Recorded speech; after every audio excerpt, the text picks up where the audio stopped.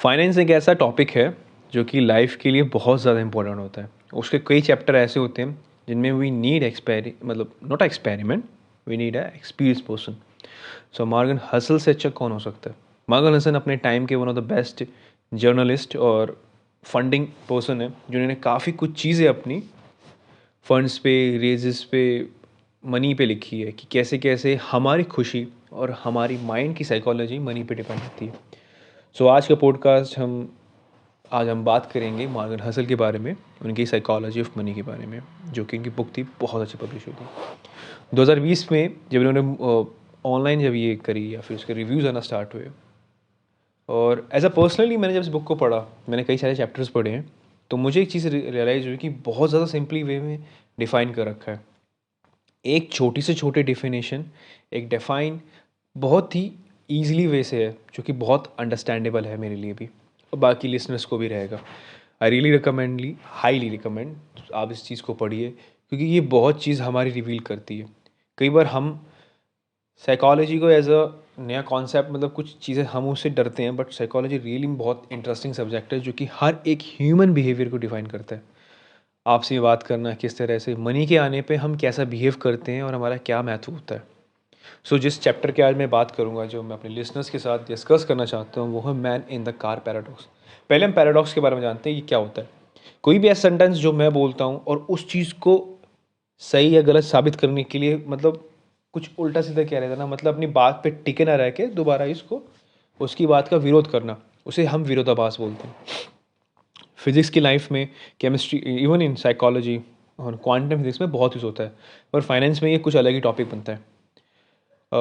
Morgan hustle ने इस topic, मतलब इस चैप्टर में बहुत ही अच्छे से डिफाइन कर रखा है आपकी वेल्थ और रिचनेस को, और कि बड़े पैसे, बड़ा घर, बड़ी चीज़ें आपके स्टेटस के लिए इतनी मायने नहीं रखती जितना आपका कामनेस, काइंडनेस, ह्यूमिलिटी, ग्रैटिट्यूड रखता है दूसरों के प्रति। उन्होंने अपने पुराने दिनों को याद करते हुए कहा, जब वो वैलेट में काम करते थे, उनकी मेनली चीज़ वहाँ पर, मतलब वैलेट वो पर्सन होते हैं जो कि कार पार्किंग लगाते हैं बड़े से बड़े होटल के अंदर, होटल 5 स्टार के अंदर। सो वो उन्होंने एक चीज़ मतलब एक्सपीरियंस की कि हाँ, जब 2000 अर्ली 2000 के आसपास चीज़ें हो रही थी, काफ़ी मेटेरियलिस्टिक थिंग का बोलबाला था।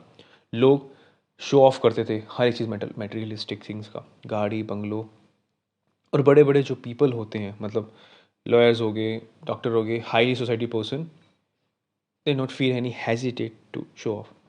उनको ये भी लगता था, ऑथर को, कि हाँ, अगर मेरे पास गाड़ी होगी तो मेरा स्टेटस दिखेगा। पर खैर धीरे धीरे उन्होंने टाइम स्पेंड करना स्टार्ट किया, उनको चीज़ समझ में आई। उन्होंने एक एग्जाम्पल भी, एक आयरनी के सेट करा है कि जो कोई चीज़ अगर आप किसी को ड्राइव करते हुए देख रहे हो, गाड़ी अच्छी, मतलब अच्छी खासी, तो आप ये बोलते हो वो मतलब कितना कूल लग रहा है, क्योंकि आप उसको गाड़ी से कंपेयर कर रहे हो। अगर वो गाड़ी मेरे पास हो तो मैं शायद ये कहने में झिझकूंगा भी, और ये मेरे माइंड में भी नहीं आएगा कि उस गाड़ी से मैं बड़ा कूल दिख रहा हूँ। कहने का मतलब ये है कि अगर कोई एज अ पर्सन बहुत फेमस है अपने वेल्थ के रिचनेस के लिए, जिसने अच्छे खासा पैसे कमाए हैं, तो अदर पर्सन, अदर सोसाइटी उसको एज अ बेंचमार्क सेट करती है। वो आपकी वेल्थ को देख के बेंचमार्क सेट करती है कि भाई इसके 2000 करोड़ है तो इतने मेरे को भी करने हैं बेंचमार्क के हिसाब से। वो आपसे कभी इतने अट्रैक्ट नहीं होते, मतलब ये मेंटलिटी है और होती है नॉर्मली, कुछ कुछ लम्हों में, कुछ कुछ इंसानों के अंदर होती है। और ये गलत भी नहीं है कुछ बेसिस के हिसाब से, क्योंकि ये एज अ कॉम्पिटिशन आपको नया पुश देती है। पर गलत क्या है? गलत ये है कि आगे जाके जब मॉर्गन ने इसको रिवील किया कि हाँ, आपकी कामयाबी आपके चेहरे के लिए इतना अस्तित्व नहीं करता जितना आपकी वेल्थ काम करती है, पर वो आपको वेल्थ को एज अ बेंचमार्क सेट कर रहे हैं, तो वहाँ फ़ायदा ही क्या है आपका? कुछ नहीं हो सकता इसमें, कुछ भी करने का क्या फ़ायदा। उन्होंने ये चीज़ रिवील करी कि अगर मैं अपने बेटे को एज अ लेटर लिखता हूँ, उस टाइम पे वो शायद शायद मेरे, मतलब हो चुके थे, बट वो एक फ्यूचर का प्रोडिक्शन बता रहे हैं, हाइपोथेटिकली, थ्योरी के हिसाब से, जो प्रूवेबल भी है, जो हो सकती है, कि मैं अपने बेटे को एक लेटर लिखता हूँ और मैं इसमें रिवील कर सकता हूँ कि हाँ, कि बड़े बंगले, बड़े कार और बड़े पैसा इतना मायने नहीं रखते जितना आपका बिहेवियर, आपकी काइंडनेस मैटर करती है, क्योंकि दीज आर टेम्परेरी, वो एक दिन चली जाएंगी, आना जाना चला जाता है। और इसमें उन्होंने एक चीज़ डिफाइन भी करी है कि रिचनेस और वेल्थीनेस में क्या फ़र्क होता है।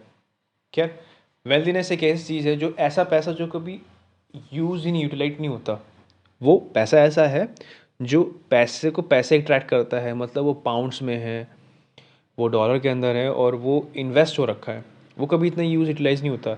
रिचनेस वो चीज़ है जहाँ पर आपको जो पैसा आपके पास आ रहा है, अगर वो आपके पास रिजर्व रखा है, आप उसको खर्च कर रहे हो, आप गरीब नहीं पठाए, डिफरेंस होता है। वेल्थ में आपका पैसा वो ऐसा पैसा होता है जो आपका पैसा डबल हो रहा है या फिर आपने इन्वेस्ट कर रखा है और वो यूटिलाइज नहीं होता है अदर एक्सपेंडिचर के हिसाब से एज़ कम्पेयर टू रिचनेस से। रिचनेस में वो पैसा खर्च होता है, चीज़ें ख़त्म भी होती है, चलती रहती हैं।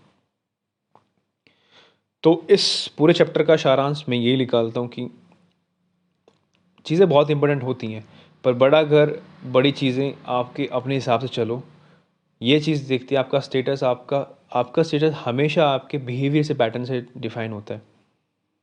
चीज़ें होनी चाहिए, कार बहुत नेसेसिटी थिंग है और होनी भी चाहिए। और मेरे को काफ़ी सारे एग्जांपल्स दिखते हैं जो लाइवली होते हैं, जो मैं समझता हूँ, देखता भी, अंडरस्टैंड भी करता हूँ। आई एक बड़ी ही फर्नीचर अमेरिकन कॉरपोरेशन है जो कि अपने फर्नीचर्स के लिए बहुत अच्छी जानी जाती है। वो हर एक साल पाउंड्स, मतलब डॉलर्स, 200 करोड़ डॉलर्स के आसपास उनका रेवेन्यू अच्छा खासा हो जाता है, कभी कम कभी ज़्यादा। मतलब he can afford a very lavishing life and cars. But उनके मेन ओनर जो भी हैं, मेन ओनर की मुझे नाम याद नहीं, बट वो सिंपलिसिटी में विश्वास रखते हैं। वो वेल्थनेस होगी और वही मार्गन हसल इसमें बताना चाह रहे हैं। बड़े ध्यान समझिएगा कि कोई भी अगर आप में पैसा कमाया है, अमीर कमाया है, तो वो सिर्फ आपकी, मतलब इसमें एक बताने वाली बात ही कि सब अंडरस्टैंडिंग वाली बात है। कोई भी चीज़ अगर आप कमा रहे हो तो लोग, दूसरे पर्सन सोसाइटी में, वो बेहतर बेंचमार्क मारेंगे आपका। पर अगर आप में क्वालिटी है तो आपसे ह्यूमिलेशन, मतलब वो कंपटीशन क्रिएट नहीं होगा, वो प्यार पैदा होगा, जो देखा जाता है। क्या जैसे भी आपको लगा हो, आप मुझे, मतलब if you like my podcast, obviously मैं सोचूँ इस बात को अच्छा लगेगा। अगर लिसनर्स आपको अच्छा लगा हो सो लाइक करिए, सब्सक्राइब कीजिए। आप मेरे इस को सब्सक्राइब कर सकते हैं ताकि आपको हर एक चीज़ के बारे में पता लगता रहे। और अगर आपको रियली में जानना है कि रेबीज़ क्या होती है, किस चीज़ से बनी होती है, कैसे होती है, सो मेरा रेबीज़ वाला पॉडकास्ट ज़रूर सुनिए, जहाँ पर नॉलेजेबल थिंकिंग मैंने बात करी है। उसके अंदर सारा सोर्स मैंने नेट से सर्च किया था, अंडरस्टैंड किया था, कुछ वीडियोस देखी थी, बट हाँ, वर्थ इट है। अगर आप जाके देखिएगा तो आपको काफ़ी कुछ पता लगेगा। Thank you so much. Shaba खैर, अपना ध्यान रखिए एंड थैंक यू।